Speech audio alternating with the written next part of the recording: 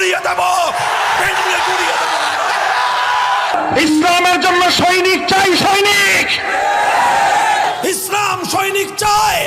আল্লাহ পাক রব্বুল আলামিন তাদেরকেই পছন্দ করেন যারা তাদের রাত এবং দিনের সময়গুলোকে আল্লাহর দিনের সৈনিক হওয়ার জন্য উৎসর্গ করতে প্রস্তুত।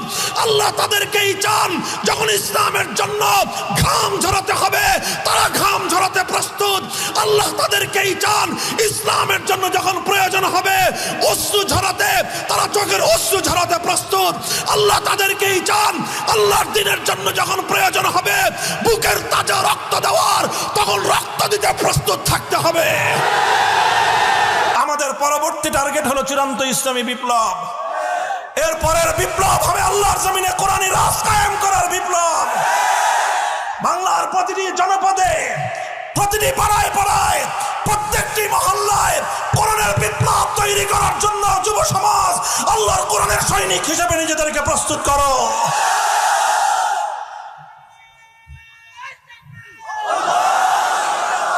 আলহামদুলিল্লাহ, ধাপে ধাপে আমরা অগ্রসর হচ্ছি, ধাপে ধাপে আমরা অগ্রসর হচ্ছি। আমরা আগামী দিনে পূর্ণাঙ্গ শরিয়া কায়েম করার স্বপ্ন দেখি।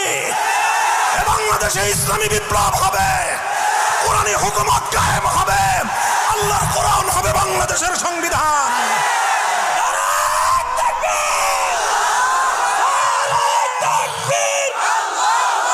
হ্যাঁ মুসলমান, প্রস্তুতি নাও।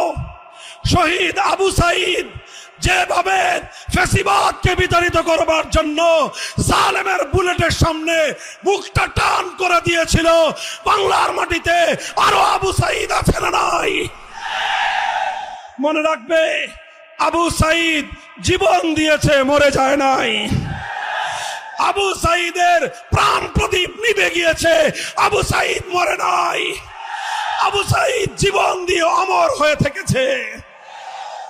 যদি এক ফ্যাসিবাদকে বিতাড়িত করবার জন্য 2000 মানুষের রক্ত দিতে পারে, 2000 মানুষের যদি জীবন যেতে পারে এক জালিমের পতনের জন্য, তাহলে আল্লাহর কোরআনের রাজ কায়েম করার জন্য, ইসলামী চূড়ান্ত বিপ্লবের জন্য 2000 নয়, 2 লক্ষ নয়, যদি 2 কোটি মানুষের জীবনের প্রয়োজন হয়, শহীদি ঈদগাহে জমায়েত হতে কারা প্রস্তুত থাকবা?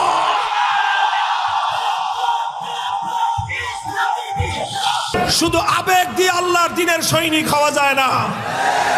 শুধু আবেগ নয়, আবেগ দিয়ে হঠাৎ করে উত্তেজিত হয়ে যাওয়ার নাম আল্লাহর দিনের সৈনিক হওয়া নয়। আল্লাহর দিনের সৈনিক হওয়া মানে হলো তিলে তিলে আগুনে পুড়িয়ে নিজেকে খাঁটি সোনা হিসেবে প্রমাণিত করা। 1 নম্বর, আমাকে আর তোমাকে যেই যোগ্যতা অর্জন করতে হবে সেটা হলো আল্লাহর পছন্দনীয় হওয়ার মাপকাঠিতে উত্তীর্ণ হতে হবে। আল্লাহর পছন্দনীয় হওয়ার জন্য 2 সিফাত তোমাকে হাসিল করতে হবে। 1 নম্বর সিফাত হলো আল্লাহর রাসূলের সুন্নাত অনুযায়ী জিন্দেগি গঠন করতে হবে। 2 নম্বর হলো আল্লাহর প্রিয় পাত্র হওয়ার জন্য সীসা ঢালা প্রাচীরের মতো বাতিলের সামনে বুক টান করে দাঁড়িয়ে যেতে হবে। হে বাতিল শক্তি, তোমাদের কাছে আমাদের পয়গাম, স্পষ্ট পয়গাম শুনিয়ে রাখছি। আল্লাহর দ্বীনের উপর যদি কেউ আঘাত করতে চাও,